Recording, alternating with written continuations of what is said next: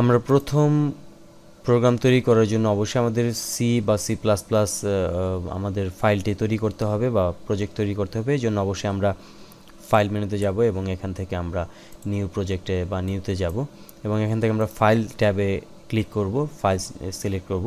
এখান থেকে আমরা C plus plus source file আমরা ক্লিক করব।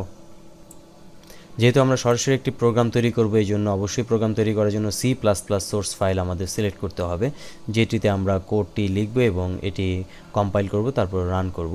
তো এই জন্য আমরা C plus plus source file তৈরি করব এবং এখানে আমরা লোকেশন দেখিয়ে দেব যে লোকেশনটি কোথায় আমরা ফাইলটিকে সেভ করব বা রাখবো। এই জন্য আমরা লোকেশনে ক্লিক করব। এখানে ক্লিক করে আমরা এখান থেকে আমাদের কাঙ্ক্ষিত ড্রাইভ নির্বাচন করে আমরা এখানে রাখবো। এখানে আমরা সি প্লাস প্লাস এবং আমরা যে কোনো প্রথমে আমরা একটি হ্যালো ওয়ার্ল্ড প্রোগ্রাম রচনা করব, যেটি আমরা নির্বাচন করব এবং এখানে আমরা ফাইলটির নাম দেব হ্যালো ওয়ার্ল্ড ফাইল নেম। এবার আমরা এটিকে ওকে বাটনে ক্লিক করব। এখানে আমরা দেখতে পাচ্ছি একটি ব্ল্যাঙ্ক একটি প্রজেক্ট আসছে যার মধ্যে কিছুই নেই। এখানে আমরা কোডগুলোকে লিখব এবং কম্পাইল করব, তারপর রান করব।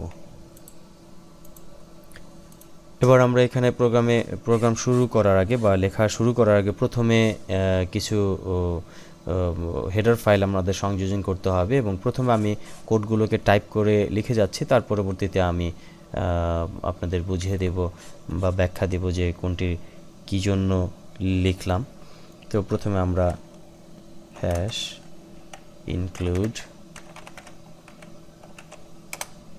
ইনক্লুড দেন আমরা এখানে লেস দেন এবং এখানে আমরা দিব stdio.h এবং সেকেন্ড গ্রেটার দেন আমরা এখানে নিচের লাইনে আমরা দিব int main এবং এখানে আমরা এন্টার দিয়ে আমরা এখানে সেকেন্ড ব্র্যাকেট স্টার্ট এবং সেকেন্ড ব্র্যাকেট ক্লোজ আমরা দিব। এবার এই দুইটির মাঝখানে আমরা কোড টাইপ করব। এবার এখানে আমরা printf ফার্স্ট ব্র্যাকেট স্টার্ট এবং আমরা এখানে ডাবল কোটেশনের মাঝখানে আমরা লিখব হ্যালো ওয়ার্ল্ড এবং এখানে আমরা ফার্স্ট ব্র্যাকেট ক্লোজ করব এবং শেষে আমরা একটি সেমিকোলন দেব। দেন নিচে রিটার্ন 0 সেমিকোলন। আমাদের প্রোগ্রামটি লেখা হয়ে গেছে। আমরা দেখা বা বোঝার সুবিধার্থে আমরা প্রত্যেকটি নিচে এন্টার দিয়ে নেব, যাতে এটি দেখতে সুবিধা বা দেখতে সুন্দর লাগে। এবং এখানে আমরা ইন্টেন্ট যোগ করে দিই, আমরা ইন্টেন্ট যোগ করলাম। তো এখানে এবার আমি বুঝিয়ে দিচ্ছি যে বিষয়টি কি। প্রথমে আমরা যেটি লিখলাম যে এটি হচ্ছে একটি নাম্বার সাইন বা হ্যাশ সাইন। এটির মাধ্যমে নির্ধারণ করতে হয় যে কোনো যদি ফাইলকে আমরা কল করি, অর্থাৎ কোনো লাইব্রেরি ফাইলকে যদি আমরা কল করি, তাহলে আমাদের এই সাইনটি দিতে হবে এবং এই সাইনটি দিয়ে আমাদের কোনো ফাইলকে কল করতে হবে এবং অবশ্যই তারপরে যেটি করতে হবে যে ইনক্লুড আমাদের দিতে হবে যে এই ফাইলটির ইনক্লুডের মাধ্যমে, অর্থাৎ হ্যাশ সাইন দিয়ে ইনক্লুড লিখে আমাদের একটি ফাইলকে কল করতে হবে, লাইব্রেরি ফাইলকে কল করতে হবে এবং যে লাইব্রেরি ফাইলটি কল করতে হবে সেটিকে অবশ্যই লেস দেন এবং গ্রেটার দেনের মাঝখানে লিখতে হবে, যেটি stdio.h নামে। এটি একটি হেডার ফাইল, অর্থাৎ h লেখা যেগুলো থাকে এগুলো সব হেডার ফাইল। অর্থাৎ এইটি একটি লাইব্রেরি ফাইল, অর্থাৎ stdio.h নামের যে ফাইলটি আছে এই ফাইলের মধ্যে সমস্ত ফাংশন, অর্থাৎ ইনপুট, স্ট্যান্ডার্ড ইনপুট আউটপুট ফাংশনগুলো তার মধ্যে কল করা বা তৈরি করা আছে, সেগুলোকে আমরা কল করে কাজ করব। এই জন্য অবশ্যই সেই ফাইলটিকে প্রথমে কল করতে হবে বা ফাইলটিকে ইনক্লুড করে নিতে হবে এই প্রোগ্রামটির সাথে। এই ফাইলটিকে কল না করলে বা ইনক্লুড না করলে stdio.h ফাইলটিকে কল না করলে আমরা এই লেখাটিকে প্রদর্শন করতে পারবো না। এবং stdio সংক্ষিপ্ত রূপ, এটি হচ্ছে স্ট্যান্ডার্ড ইনপুট আউটপুট ফাইল, অর্থাৎ এর মধ্যে যত ইনপুট এবং আউটপুট জাতীয় ফাংশনগুলো আছে সব এর মধ্যে রাখা আছে এবং এর ভিতর থেকে আমরা এই printf-কে কল করব, ফাংশনটিকে কল করব, যার মধ্যে আমরা এই টেক্সটটিকে দিয়ে দেব। এই জন্য এটি একটি গুরুত্বপূর্ণ বিষয় যে আমরা হ্যাশ সাইন দিয়ে আমরা ইনক্লুড লিখে আমরা সরাসরি একটি ফাইলকে কল করব বা আমরা আমাদের প্রজেক্টে ইনপুট করাবো যে ফাইলের ফাংশনগুলোকে কল করার জন্য। দেন আমাদের যে বিষয়টি হচ্ছে আইএনটি এবং এখানে ইনিশিয়াল অর্থাৎ মেইন অর্থাৎ একটি ফাংশনকে ইনিশিয়াল করা, এবং আইএনটি যে বিষয়টি আছে যে ইনিশিয়াল করব আমরা মেইন একটি ফাংশনকে, এবং এই মেইন ফাংশনটি একটি গুরুত্বপূর্ণ ফাংশন যেটি একটি প্রোগ্রামের মধ্যে শুধুমাত্র একটি ফাংশন হিসাবে কল করতে হয় মেইনটিকে, এবং প্রত্যেকটি প্রোগ্রামে এই মেইন ফাংশনটি অবশ্যই থাকতে হবে, তা না হলে এটি কাজ করবে না। অর্থাৎ যত অন্যান্য ফাংশনগুলোকে সব এই মেইন ফাংশনের মধ্যে যদি আমরা রেখে দিই সেক্ষেত্রে এটি রান হওয়ার সাথে সাথে সমস্ত ফাংশনগুলোকে কল করে নেবে।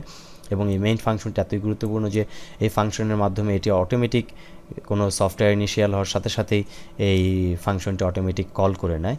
তো এই জন্য আমরা এই ইনিশিয়াল মেইন ফাংশনটি কল করলাম এবং ফার্স্ট ব্র্যাকেট স্টার্ট এবং ক্লোজের মাধ্যমে এটিকে আমরা কল করব। এটি একটি কোড এবং এটি অবশ্যই দিতে হবে, এবং তারপরে যেটি আমরা দিয়েছি যে একটি সেকেন্ড ব্র্যাকেট স্টার্ট এবং সেকেন্ড ব্র্যাকেট ক্লোজ। তো এটির মাঝখানে এই দুটির মাঝখানে যা কিছু থাকবে সবগুলোকে ফাংশন সরাসরি কল করবে বা সবগুলোকে সে ব্যবহার করবে ফাংশনগুলোকে, এবং আমরা চাইলে এটিকে এভাবেও লিখতে পারি, সরাসরি এইভাবেও লিখতে পারি। আমাদের সুবিধার জন্য বা সুন্দর দেখার জন্য আমরা এইভাবে তৈরি করলাম। এবার আমরা আসবো প্রিন্ট এফ। প্রিন্ট এফটি হচ্ছে এই stdio-র মধ্যে রাখা একটি ফাংশন, অর্থাৎ এই প্রিন্ট এফ নামের ফাংশনটি যেটি কোনো স্ক্রিনে কোনো লেখাকে প্রদর্শন করবে বা কোনো বিষয়কে প্রদর্শন করবে, এবং প্রিন্ট এফের পরে একটি ফার্স্ট ব্র্যাকেট স্টার্ট এবং ফার্স্ট ব্র্যাকেট ক্লোজের মাঝখানে ডাবল কোটেশনের মধ্যে আমরা যে লেখাগুলোকে রাখবো সেগুলোই প্রদর্শন করবে স্ক্রিনে, এবং এটি শেষে অবশ্যই একটি সেমিকোলন দিতে হবে। সেমিকোলন না দিলে এটি কম্পাইলার এরর দেখাবে। এবং একইভাবে শেষে আমরা রিটার্ন 0 আমরা লিখে সেমিকোলন দিলাম। এই রিটার্নটি হচ্ছে যে আমরা সরাসরি রিটার্ন পাওয়ার জন্য আমরা রিটার্ন কথাটি লিখব সবার শেষে, এবং 0 এটির ভ্যালু হচ্ছে নুল। এবং এখানে আমরা অবশ্যই সেমিকোলন দেব যেহেতু এটি একটি সিনট্যাক্স। সিনট্যাক্সের প্রত্যেকটি সিনট্যাক্সের শেষে অবশ্যই সেমিকোলন দিতে হবে, যেহেতু দুইটি সিনট্যাক্স এই জন্য আমরা সিনট্যাক্সের শেষে সেমিকোলন ব্যবহার করব, তা না হলে এরর দেখাবে। এবার আমরা এটিকে কম্পাইল করব।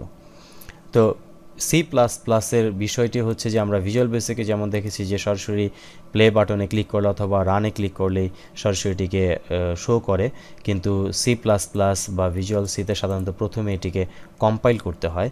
এই জন্য আমরা বিল্ড মেনুতে গিয়ে আমরা প্রথমে কম্পাইল হ্যালো ওয়ার্ল্ড C++ আমরা ক্লিক করব। এটিকে আমরা ইয়েস সেভ দিয়ে নেব এবং এটি কম্পাইল হয়ে যাবে। তো কম্পাইল হওয়ার পরে আমরা এখানে দেখতে পাচ্ছি বিল্ড একটি ফাংশন আছে।